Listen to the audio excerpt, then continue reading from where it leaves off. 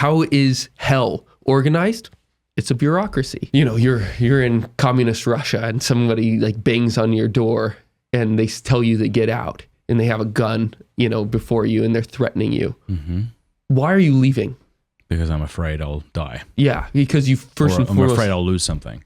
Yeah, exactly. Because it's not the same reason that he wants you out of there, right? I mean, he has a different reason, a different purpose. Yep. So your wills are actually completely at odds with one another, even though you're doing what he says. Mm-hmm. And that feels like how we're being ruled today, for the most part. Yeah. It's like, why am I going along with all of the laws and strictures that are in place? Well, it's because I fear getting fined or being taxed more, or because I'm like...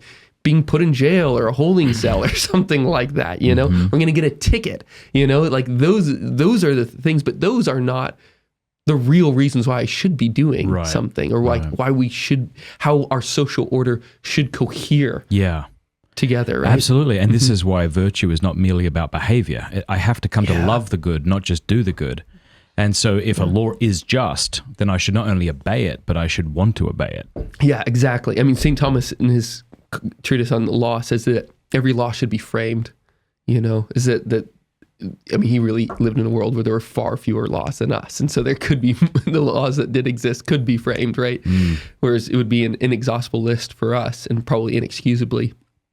So, but it's like, why is it that, you know, you cross on the right-hand side of the road or something like that? He said, when we tell our children and raise up our children in our society, we should tell them why that is. No, I don't think it's possible for us Americans to do that. There's too many laws. Yeah, but some of them. Yeah, it's as many of them as we can. Yeah. And obviously, those are going to be the just ones that are actually reasonable. Let me tell you about a law I break continually that I've mentioned on the show before and get your take on it. I joyfully drive through red lights here in Steubenville. Yeah, I do the same with thing. With tremendous pleasure.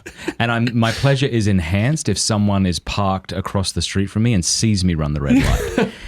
Because the red lights here, not always and not in every instance, are arbitrary. And I think it's because the population of Steubenville used to be far greater than it is now. And I don't think we've seen a decrease in stoplights since the population's gone down. Right. So here in Steubenville, you drive and you're like, okay, and sometimes you even have the other road blocked off. And so it's like, there is no reason.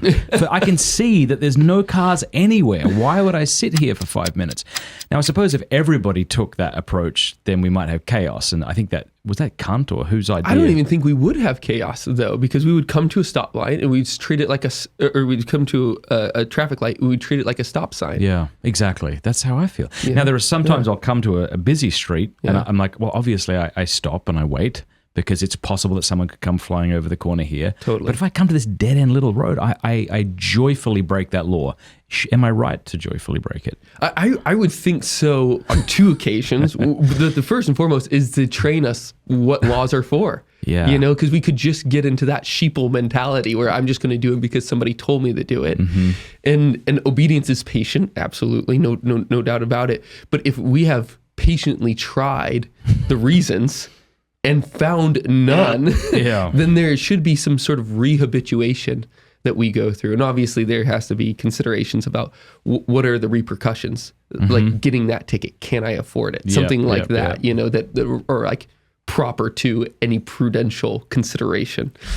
But I think it's like, we got to realize that if we're trying to build something new here, then we got to figure out what is actually real. Like a law of reality versus the law of an arbitrary state, you know, and just to be able to identify that and feel that in our bones, because obedience, again, it does demand obedience to another person. It's not just to a bureaucratic matrix. Like that's not obedience, because there's no will to subjugate yours under. Right. Does that make sense? I think it does. Like in a bureaucracy, and we're getting dangerously close to making this a political show, so we'll go back in a second. But in a bureaucracy, it feels like the will of the lawmaker has now been dispersed among 1,000 cogs, and you can't go to any of them to get an answer.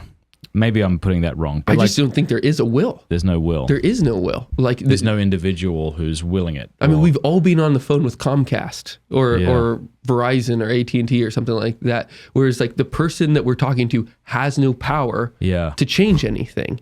You know, there's no will in a bureaucracy. And this is why C.S. Lewis, G.K. Chesterton, others have said that, well, what is the social order?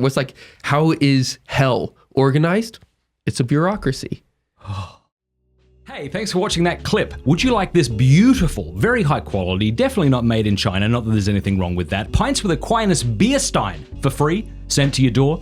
Would you also like a copy of The Jill sent to your door 4 times a year? This is the Pints with Aquinas newspaper, by the way. If you do, go to mattfradd.locals.com and become an annual supporter for any amount. We'll send you that stuff for free, and you get a bunch of other free things in return. You'll get more information by going over to mattfradd.locals.com. Thanks.